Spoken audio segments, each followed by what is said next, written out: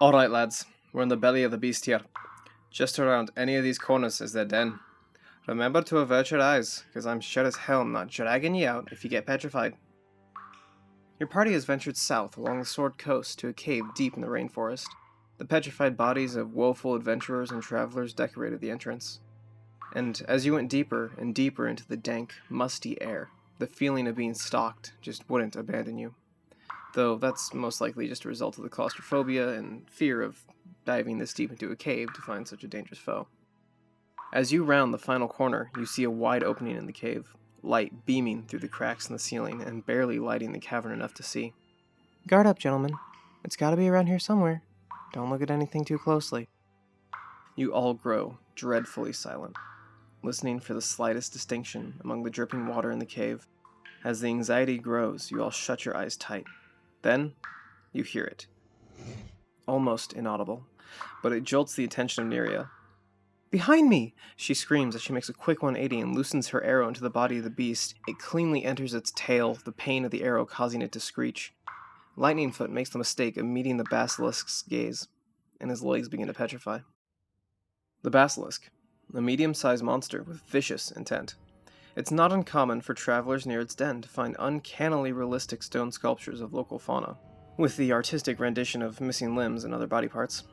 The well-versed explorer will take heed of these grisly warnings and stay very alert, as they know the basilisk is almost definitely nearby. The basilisk is extremely adaptable.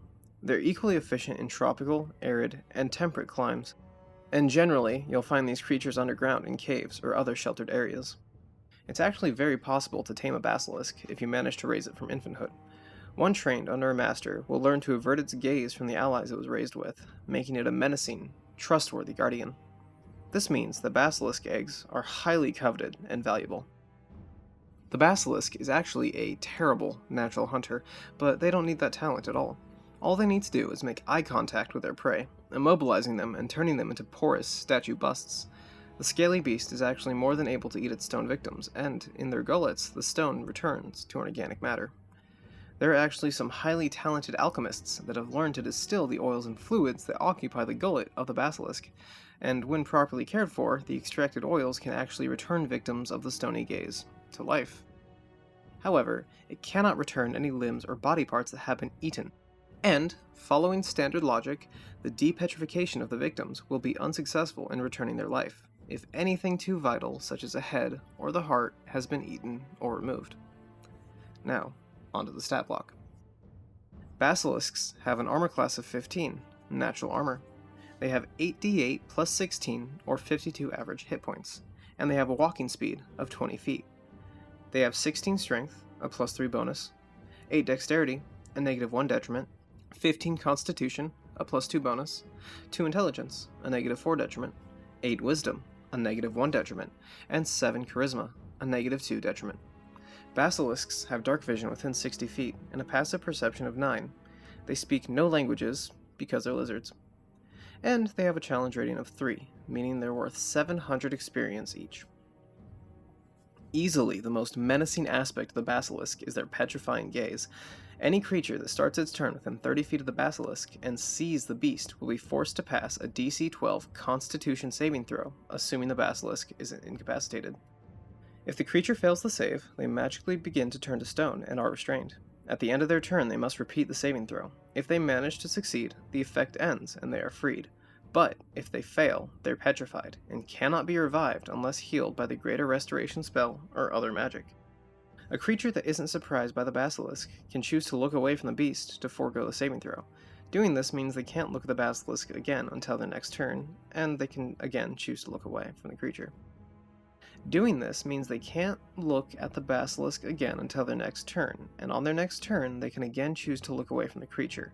But if at any time the basilisk gazes upon their prey, a saving throw must be made. Because of their strikingly low intelligence, if they manage to see their own reflection within 30 feet of them in bright light, they'll mistake themselves for an enemy and turn themselves to stone in the process. A basilisk only has the bite action, a melee weapon attack with a plus 5 to hit and a 5-foot reach, one target. On hit, the bite deals 2d6 plus 3 or 10 average piercing damage, as well as an additional 2d6 or 7 average poison damage. Ugh. I hate this thing. Lightningfoot manages to break free of the gaze of the beast, and immediately goes to slash it into 2 measly pieces with his great axe. He manages to land a clean blow, but fails in severing the entire lizard. However, a large gash in the back of the beast definitely has it hurting. Neri has hatched up a plan, though, and begins to search through her bag. As she does that, Tarkin readies a mean slap with his mace, and again connects cleanly, knocking the basilisk back a foot or two. Neria finally finishes searching her bag, and pulls out what she was looking for, a small hand mirror. Braving petrification, she rushes the basilisk, and holds the mirror right in front of the beast. After seconds that felt like minutes, she finally manages to get the reptile to see itself, and its focus grows. The party can see it turn slowly but steadily to stone, starting with its legs and moving up. Before the petrification reaches its head, Lightningfoot takes his great axe and slices through the neck of the beast, claiming their trophy, the basilisk head. We should do this more often, guys. Really, I need more heads over my hearth.